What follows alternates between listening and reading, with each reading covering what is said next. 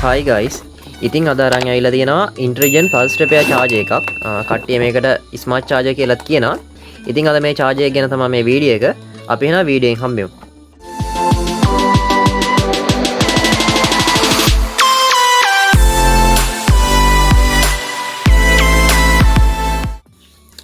හොඳයි අපි අද කතා කරන්න යන්නේ Intelligent pulse repair charger එක ගැන. හැමෝම මේකට කියන්නේ smart charger කියලා. ඉතින් අපිට සාමාන්‍යයෙන් මෙයාගේ පැකින් එක බලපුවාම මෙන්න මේ විදිහේ ඇසුරුමක තමයි අපිට මෙයා බලා ගන්න පුළුවන්. මෙන්න මේ විදිහේ පොඩි බොක්ස් එකක ඇත්තට හොඳට අසුරලා තියෙනවා මේකේ. මෙන්න මේ විදිහට අපිට අපේ ස්මාර්ට් චාර්ජර් එක බලා ගන්න පුළුවන්. ඒ වගේම මෙයාලා මේකේ වෙලා තියෙනවා අපිට යූසර් මැනුවල් එකක් වෙලා තියෙනවා. යූසර් මැනුවල් එක තියෙන එච්චරයි තියෙන්නේ. හොඳ පැකින් එකක් ආවා මෙයාව. මම මෙයාව AliExpress එකෙන් ඕඩර් කරගත්තේ මේ සෙට් එකම. හොඳට පැක් කරලා එවලා තිබ්බා. හරි අපි එහෙනම් බලමු මෙයාගේ තියෙන ස්පෙસિෆිකේෂන් මොනවද කියලා. යූසර් මැනුවල් එකක් තියෙනවා අපිට. මෙතනින් ඔයාලට පැහැදිලිව පේන්නේ නැති කියලා හිතනවා. මෙතන තියෙනවා product parameters කියලා වෙන පොඩි කොටහක්. brand එක දීලා තියෙනවා. ඊට පස්සේ තියෙනවා මෙයාගේ size එක. input voltage එක දීලා තියෙනවා. 110 ඉඳලා 220 වෙනකම් පුළුවන් 50 Hz සහ වෙනකම්. ඊට පස්සේ මෙයාගේ තියෙනවා output current එක ampere 6යි කියලා තියෙනවා උපරිම maximum එක. මේ box එකෙත් ගහලා තියෙනවා වෙනම මෙයාගේ ampere ගාන වැඩියෙන් වෙනවක් තියෙනවා වෙනම ampere 6 කියලා මෙන්න මෙතන සඳහන් කරලා තියෙනවා. ඊට පස්සේ තියෙනවා මෙයාව පාවිච්චි කරන්න පුළුවන් බැටරි වර්ග. මෙතන තියෙනවා lead acid battery කියලා. ඊට පස්සේ ampere hours 4 සහ 4 ඉඳලා 100 ampere hours 100 යනකම් මෙයාගේ බැටරි charge කරන්න පුළුවන් කියලා තියෙනවා. ඊට පස්සේ මෙතන තියෙනවා model එක. මෙයාගේ බර ග්‍රෑම් 400යි කියලා තියෙනවා. ඊට අමතරව මෙතන තියෙනවා output voltage එක 13.8 ඉඳලා 15.5 වෙනකම් කියලා වෙලා මේ විදිහට බලා ගන්න. ඉතින් මෙන්න මේ විදිහට තමයි මේ user manual එකේ තියෙන්නේ. තව මෙතන තියෙනවා මේක පාවිච්චි කරන්න ඕන විදිහ ගැන සහ මෙයාගේ mood ගැන මම ඒ ටික ඔයාලට කියලා දෙන්නම්. මේක කොහොමද වෙවන්නේ කියලා. ඊට පස්සේ මෙතන අපිට බලා ගන්න තියෙන චූටි display එකක්. මේ display එකේ විස්තර ගැන ටික මෙතන තියෙනවා. ඒ ටිකත් මම ඔයාලට පැහැදිලි කරන්නම්.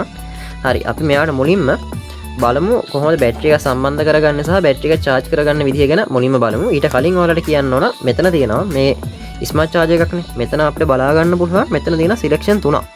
මෙතන තියෙන මුඩ් කියලා පොඩි බටන් එකක් තියෙනවා මෙන්න මේ විදිහට. ඊට පස්සේ මෙතන තියෙන පොඩි වෙහිකල් එකක් ගහලා බැටරි එකක් ගහලා පොඩි මෝටර් සයිකල් එකක් ගහලා ඉවරලා තියෙනවා. මෙතනදි කියවෙන්නේ මෙතන යූසර් මැනුවල් එකෙත් අපිට මේ අයිකන් තුන දීලා ඉවරලා මෙතන පැහැදිලිව දීලා තියෙනවා. හරි බැටරි එක සම්බන්ධ කරන්න කලින් මම ඔතන වෙන කාරණාව පොඩ්ඩක් පැහැදිලි කරන්නම්. හරි මෙන්න මේකෙදි මේ වෙහිකල් එකක් ගහලා තියෙන එකේදී අපිට පුළුවන් ampere hours 15 ඉඳලා 100ට යනකම් බැටරි charge කරන්න ඔය mood එකේදී. ඔයාලට තේරෙන්නේ නැති කියලා හිතනවා අපි මේකේ පළවෙනි mood එක select කරගත්තාම 15 ampere hours ඉඳලා 100 ampere hours යනකම් බැටරිය charge කරගන්න පුළුවන්. ඊට පස්සේ මෙතන මේ චූටි බැටරි ලකුණක් තියෙනවානේ මෙතන මේ තියෙන චූටි එන්නේ බැටරි ලකුණ අපි select කරගත්තොත් අපිට පුළුවන් ඒකෙදි ampere 10 ඉඳලා ampere 100 දක්වා බැටරි ampere hours 10 සහ ampere hours 100 දක්වා යන බැටරි අපිට ඒකෙන් charge කරගන්න පුළුවන්. ඊට පස්සේ මෙතන පොඩි motor cycle පොඩි ලකුණක් දීලා තියෙනවා. ඒක ඇවිල්ලා ඔය අපි සාමාන්‍ය toys තියෙන පොඩි kids කට්ටියගේ තියෙන සෙල්ලම් බඩු වාහන වගේ එන්නේ වගේ තියෙනවනේ චූටි බැටරි. එතකොට ampere 2 ඉඳලා ampere 15 දක්වා බැටරි අපිට මේකෙන් charge කරගන්න පුළුවන්. ඊට පස්සේ අනිත් mood එක මෙතනින් පොඩි ධන ලකුණක් දාලා පොඩි health mark එකක් දීලා තියෙනවා. ඒ health mark එක ඇවිල්ලා battery repair mood එක. මෙයාගේ repair mood එකක් වෙනම තියෙනවා. මම මේ repair mood එක දාන විදිහ කියලා දෙන්න. හරි අපි මෙයාට මුලින්ම බැටරිය සම්බන්ධ කරගන්න විදිහ ගැන අපි බලමු. හරි මම ඔයාලට මේකට අද සම්බන්ධ කරන්න යන බැටරිය පොඩි UPS බැටරි එකක් lead acid seal lead acid UPS battery එකක් ampere hours 8.2යි 12 volt බැටරි එකක්. අපි මුලින්ම මොන බැටරි charge කරන්න ගත්තත් මේ ස්මාර්ට් චාර්ජර් එක මුලින්ම 230 වලට plug කරන්න නැතුව ඉන්න ඕනේ. ඒ කියන්නේ මේක මුලින්ම අපේ නිවසේ කරන්ට් එකට සම්බන්ධ කරන්නේ නැතුව මේකේ තියෙනවානේ හොඳ මේකේ තියෙන ක්ලිප් දෙකක් තියෙනවා. මේ ක්ලිප් දෙක අරගෙන ප්ලස් මයිනස් මාරු කරගන්න එපා කොයිම මොහොතකවත්. මොකද මෙයාගේ ප්‍රොටෙක්ෂන් තියෙනවා. ඒ වුණාට අපි කල්පනාවෙන් මේක පාවිච්චි කරන්න ඕන ප්ලස් මයිනස් මාරු කරගන්න නැතුව මේ බැටරි එක සම්බන්ධ කරගන්න ඕන. මුලින්ම පළවෙනි පියවර වෙන්නේ බැටරිය සම්බන්ධ කරගෙන බලන්න ඕන. මුලින්ම බැටරි එකේ කරන්ට් වෝල්ටේජ් එකක් තියෙනවද නැද්ද කියලා මෙන්න මේ විදිහට බැටරි එක සම්බන්ධ කරන් බලන්න ඕන මේ charger එක on වෙනවද කියලා. සාමාන්‍යයෙන් බැටරි එකේ සාමාන්‍යයෙන් 8 volt වගේ තියෙද්දි මෙයාව on වෙනවා. මෙයා සාමාන්‍යයෙන් 5 volt වලකම් මෙයාව on වෙනවා කියලා තමයි මේ user manual එකේ තිබ්බේ. හරි දැන් අපිට මෙයාව බලා ගන්න පුළුවන් මේ විදිහට මෙතනින් පෙන්නනවා සෙන්සර් සෙන්සර් ගාන පෙන්නනවා 28.0යි.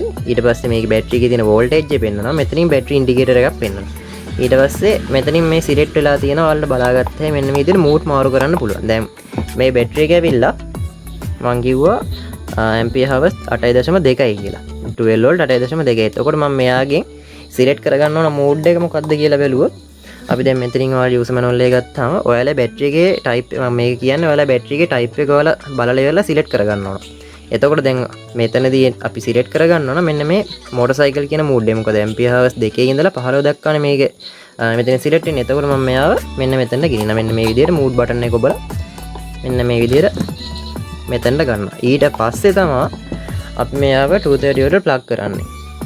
මම හිතනවා ඔයාලට තේරෙන්නේ නැති කියලා මෙයාව කොහොමද charge කරන්න ප්ලග් කරගන්නේ කියලා. හරි අපි මෙයාව 230 වලට ප්ලග් කරලා බලමු. හරි මම මෙයාව 230 වලට ප්ලග් කරන්න මෙන්න මේ විදිහට. හරි මම මෙයාව on කරනවා.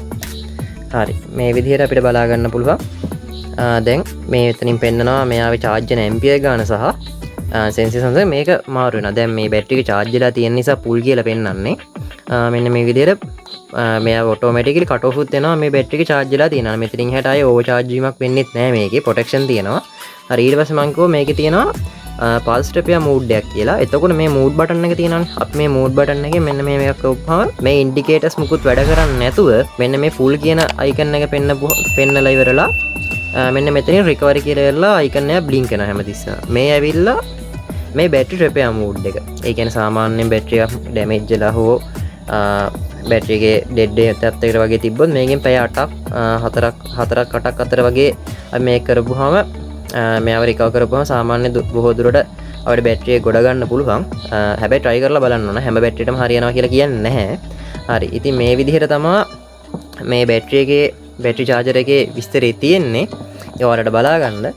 හරි මම හිතනවා මේක ගැන අවබෝධයක් එන්නේ නැති මේ බැටරි charger එක කොහොමද පාවිච්චි කරන්නේ සහ මෙයාට බැටරි එකට කොහොමද සම්බන්ධ කරගන්න විදිය ගැන. ඒ වගේම ඔයාලට තව දෙයක් පෙන්වන්න ඕන මේකේ. මම මෙයාව දැනට අයින් කරගන්න ක්ලිප්ස් වලින්. අපි සාමාන්‍යයෙන් අපේ දැන් සිස්ටම් එකක් තියෙනවා නම් සෝලර් සිස්ටම් එකක් හරි මොකක් හෝ බැටරි බෑකප් එකක් තියෙනවා නම් අපි දැන් මෙයාව හැමතිස්සම මේ මෙහෙම ගෙනහිල්ලා ඉවරලා මවුන්ට් කරන්න නැතුව හැමතැනම ඒක කරන්න බෑනේ. මෙයාගේ කිසිම ගලවන්න කරන්න තැනක් කිසිම නට්ටයක්වත් පේන්නේ නැහැ මෙයාගේ. ඒ තරම් මෙයාව ලස්සනට හදලා තියෙනවා. ඒ කියන්නේ මොඩල් මේකේ ඩිසයින් එක සුපිරි ලස්සනයි. නට්ටයක්වත් පේන්නේ නැහැ. අපිට මෙයාව බිත්තියට වගේ මවුන්ට් කරගන්න නම් ඔයාලට මම මේ පොඩි අයිඩියා එකක් දෙන්නේ. මේකේ මෙන්න මෙතනින් අපිට පුළුවන් පොඩ්ඩක් තද කරලා උඩ පල්ලෙහාට කරන්න. එතකොට මෙයාගේ කට්ට පයින්නවා.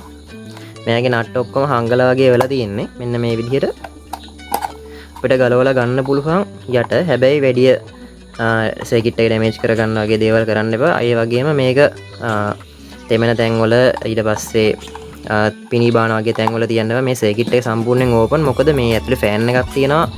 මේවා රත් වෙන නිසා හීට් එක පිට කරන්න. මෙන්න මේ විදිහට තමයි අවිලා තියෙන්නේ. මෙතනින් තමයි නට්ට නමන ඔක්කොම දීලා තියෙන්නේ.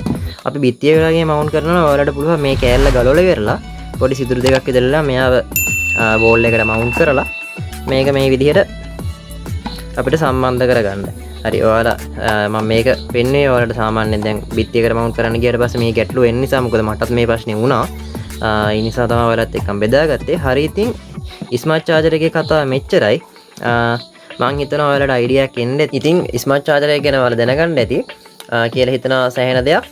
දැන් මම ඔයාලට කියලා දෙන්න යන්නේ දැන් අපි මේ චාර්ජර් එක පාවිච්චි කරලා සාමාන්‍ය මේ වගේ බැටරියක් මීට වඩා ලොකු බැටරියක් අපි charge කරගන්න යන වෙලාව කොහොමද හොයාගන්නේ කියලා ඉවරලා සරලව ඔයාලට කියලා දෙන්න යන්නේ. සාමාන්‍යයෙන් දැන් අපි normally ගත්තොත් දැන් මම ඔයාලට පෙන්නවා මේ බැටරි එකේ 8.2 ampere hours කියලා ගහලා තියෙනවා.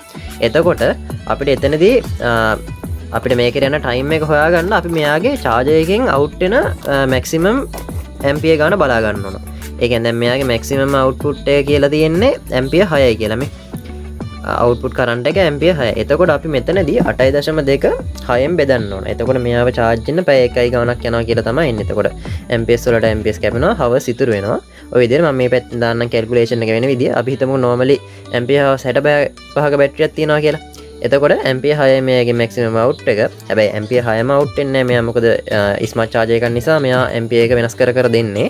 එතකොට අපිට දල වශයෙන් normally idea එකක් ගන්න පුළුවන් මෙන්න මේ වගේ time එකක් ඇයි කියලා. ampere hours 65ක් නේ මං කිව්වේ. ඒක සාමාන්‍යයෙන් 6ෙන් බෙදපුවාම 10 දශම ගාණක් වගේ එනවා. එතකොට සාමාන්‍යයෙන් පැය 10ක්ම යන්නේ නැහැ. කියන්නේ පුල්ම charge කරන නම් පැය 10කට යයි. normally අපි චුට්ටක් බහලා තියෙනවා නම් charge කරගන්න පැය 7කින් 8කින් වගේ අපිට charge කරගන්න පුළුවන්. ඔන්න ඔය වගේ අපිට idea එකක් ගන්න පුළුවන් විදියට අපිට normal calculate කරගන්න පුළුවන්. මම මෙතන කෙරවලින් දාන්නම් කොහොමද calculation එක වෙන්නේ කියලා.